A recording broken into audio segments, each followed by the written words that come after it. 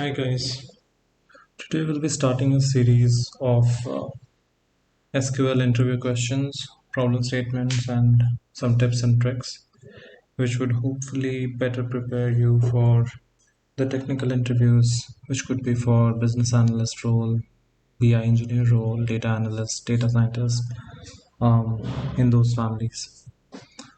We'll be starting with a fairly simple, straightforward question. This has been asked in multiple entry level interviews like phone screenings and first round of technical interviews. And what the solution would utilize the window functions from SQL. For this series, I'll be using PostgreSQL, which is the closest thing to Amazon Redshift. But if you're using Oracle or MySQL, the solution would be almost identical with some syntax changes. Right. So we have a table here, process timestamp. Think of it as a process tracking table in a supply chain operation, where we have the person ID, the person who's handling the task, the status of the process, and the timestamp associated with the status. If I do a quick control star and look at the data, we have person one. The process status was picked, so the shipment was picked up probably. It was stored and then it was packed. And these are the timestamp associated with the process. Similarly, we have person 2, person 3, and onwards. Now, the problem statement for this one is to identify the person where the process status changed directly from pack to store. So generally we have from the data, the status is pick, then store, then pack. Store, pack, pick, and then pick, store, pick. So we have to identify the row or the person ID where the status has changed directly from pack to store. If we look at the data, we have the person ID 4 where the previous process status was pack and the immediately next one was store. So we have to write a code to identify person ID 4 as a solution.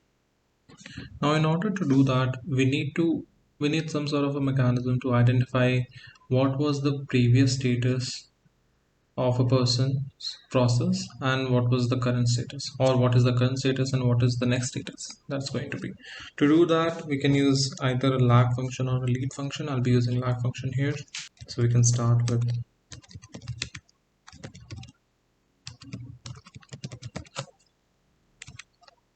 person ID, and then we can pick the current process status,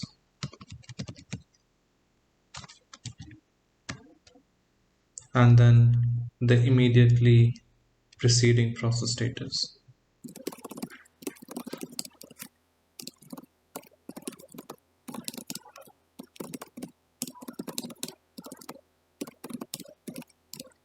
Now here we are applying the lag function over the process status column, and the way we are applying it is we are partitioning the data by person ID so that the lag process function is applied for every person ID with the every person unique person ID value, and the data is sorted in ascending order by the start time.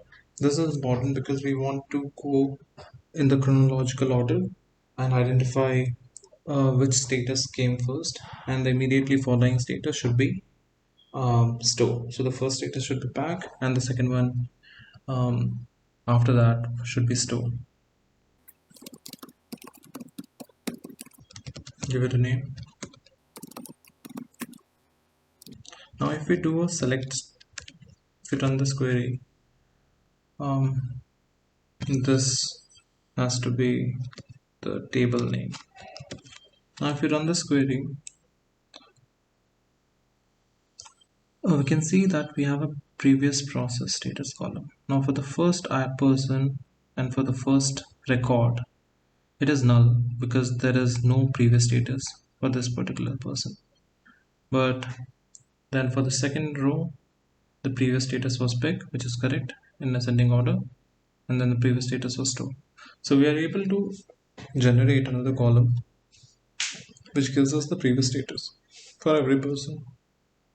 For second person it is null, and then it is store, and then it is back. And now we can simply add a where clause saying give me all the records where the current status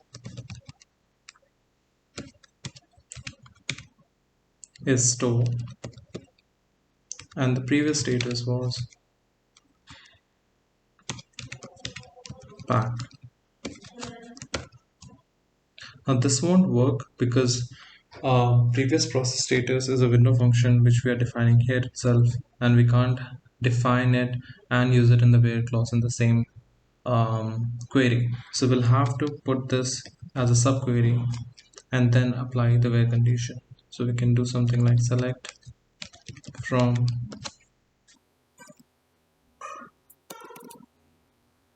Now this becomes our subquery. Give this a table alias. We can do a select star. And yes, let's try this now. And we get one record, which is this. Now, this is our solution. We have identified the person where the process status column is going directly from store to back. So yeah, that's it for this video, a short one.